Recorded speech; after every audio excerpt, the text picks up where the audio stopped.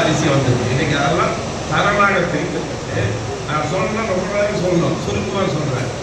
ஒவ்வொரு அரிசி ஆலைகளிலும் கலர் ஸ்லாட்னு ஒரு இயந்திரத்தை பொறுத்த சொன்னாங்க அரசாங்கத்தில் இருந்து. அந்த கலர் ஸ்லாட் என்ற இயந்திரத்தில் இந்த அரிசி கடைசியாக தயாராகி அந்த இயந்திரத்துக்கு உள்ள போகும்.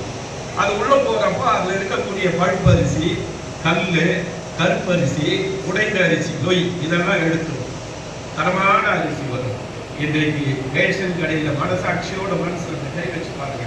ரேஷன் கடையில் வழங்கக்கூடிய பொருட்கள் அது துவரம் பருப்பாக இருக்கட்டும், சர்க்கரையாக இருக்கட்டும், அரிசியாக இருக்கட்டும், எண்ணெயாக இருக்கட்டும், தரமான கடந்த காலத்தில் மைசூர் பருப்புன்னு ஒரு பருப்பு கொடுத்தாங்க. இப்போ துவரம் பருப்பு மைசூர் பருப்பு கொடுக்கக்கூடாது இருக்காரு எங்கள் முதல்வர். ஏன் தெரியுமா? நிறைய சட்டி உடஞ்சி போச்சு. அது வேக போட்டு கேஸ் போட்டு ஊற்றி வேக வச்சாலும் வேகாது.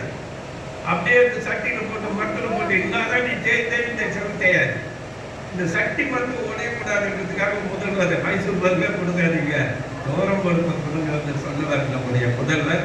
அதுக்கு முன்னே அவருடைய தந்தையார் வரலாறு காணாத அளவுக்கு கூரை வீடுகளிலும் சிலிண்டரையும் அடுப்பையும் கொடுத்து முதல்ல பெண்களுக்கு கேஸ் சிலிண்டர் கொடுத்தது தமிழ்நாடு கொடுத்தவர் கலைஞர்.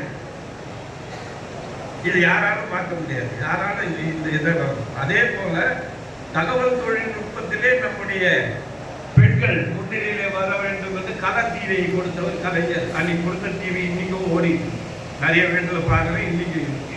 ஆக திட்டங்களை வகுத்து தந்தவர் நம்முடைய கலைஞர் அவர்கள். அவருடைய வழி வந்து இன்று நம்முடைய ஆட்சியை நடத்தி கொண்டிருக்கக்கூடிய நம்முடைய முதல்வர். இன்னொரு திட்டம் இது நிறைய பேருக்கு தெரிய மாட்டேங்குது, தெரிந்து கொள்ள வேண்டிய திட்டம். இந்த திட்டத்தை மட்டும் சொல்லி நான் முடிக்கின்றேன். இன்னுயிர் காக்க 48. இந்த திட்டம் நிறைய பேருக்கு தெரியாது. கடந்த காலத்திலெல்லாம் எப்படின்னா ரோட்ல ஆக்சிடென்ட் ஆயிடுச்சுன்னா விட்டுட்டு போயிடுவாங்க. நிறைய பேர் போய் உதவி பண்ண மாட்டாங்க. ஏன் காரணம்னா அப்பெல்லாம் வந்து காவல்துறைக்கு வந்து தகவல் தெரிவிக்கும். காவல்துறை வந்து யார் பார்த்தாங்களோ அவங்களாட்ட வந்து எஃப்ஐஆர் போடுறதுக்காக கேட்பாங்க, நீங்க வாங்க சாட்சி சொல்லுங்க. அதுக்காகவே நிறைய பேர் அதில் தலையிட மாட்டாங்க. இன்னைக்கு நம்முடைய முதல்வர் ஆட்சிக்கு நீங்க தெரிஞ்சுக்க வேண்டிய திட்டம் இது. நீங்களும் பலனடைய வேண்டும், மற்றவர்களுக்கும் பலன் சென்று சேருவதற்கு நீங்கள் உதவ வேண்டும். இங்கே இருக்கக்கூடிய தாய்மார்களாக இருக்கட்டும், இங்கே வந்து இருக்கக்கூடிய நம்முடைய அத்துணை பேருக்கும் இது ஒரு தகவல்.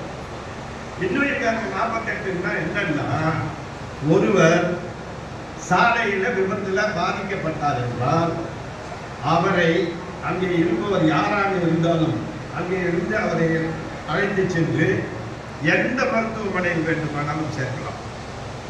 எந்த மருத்துவமனையில் சேர்த்தாலும் 48 மணி நேரம் அவருக்கு உண்டான செலவை அரசாங்கமே ஏற்றுக்கொள்ளும் என்கின்ற திட்டம் இது. அது மட்டும் இல்லாம அன்னைக்கு எடுத்துட்டு போய் சேர்த்தவருக்கு பிரச்சனை, இன்றைக்கு அவரை யார் எடுத்து கொண்டு போய் சேர்க்கின்றாரோ அவருக்கு 5000 ரூபாய் பணம் வழங்கப்படும். இதுதான் அந்த திட்டத்தினுடைய நோக்கம். இது நிறைய பேருக்கு தெரியாது. அந்த திட்டத்தில் சேருங்க.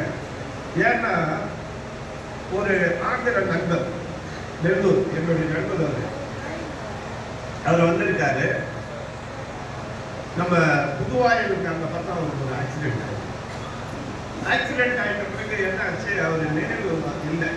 நினைவு இருந்தால் எனக்கு ஃபோன் பண்ணியிருப்பார், நான் போயிருப்பேன், அவர் ஏதாவது சரி பண்ணியிருக்கலாம். இல்லை, ஹாஸ்பிட்டலில் போய் சேர்ந்துட்டார். யாரும் தான் இந்த 48 திட்டத்தின் கீழே யாரும் கொண்டு போய் சேர்த்துருக்கிறாங்க. சேர்த்த பிறகு அவருக்கு 2 நாள் நல்லா சிகிச்சை கொடுத்து அவர் 48 மணி நேரம் முன்னாலே, ஒரு 30 மணி நேரத்துக்கு முன்னாலே தெளிவாயிட்டாரு. அவருக்கு முன்னாடி மருத்துவம் நடந்திருக்குது. ஆனால் அவர் எதுவுமே எந்த செலவும் இல்லாமல் இருக்கிறார், நல்லா ஆரோக்கியமாக இருக்கார். அப்போ தான் கேட்டார், என்ன சரியான பிறகு ஒரு நாள் ஃபோன் போட்டார், இந்த மாதிரி நடந்தது அப்படின்னாரு. அப்போ சொன்னார், தமிழகத்திற்கு மட்டும் உங்களுடைய முதல்வர் செய்யவில்லை, அண்டை மாநிலத்தில் இருந்தவர்களுக்கும் சேர்த்து செய்யக்கூடிய ஒரு முதல்வர் உங்களுடைய முதல்வர் என்று சொன்னார். இப்படி பல்வேறு திட்டங்கள் அரசு மிக அழகாக செய்து கொண்டிருக்கின்றது.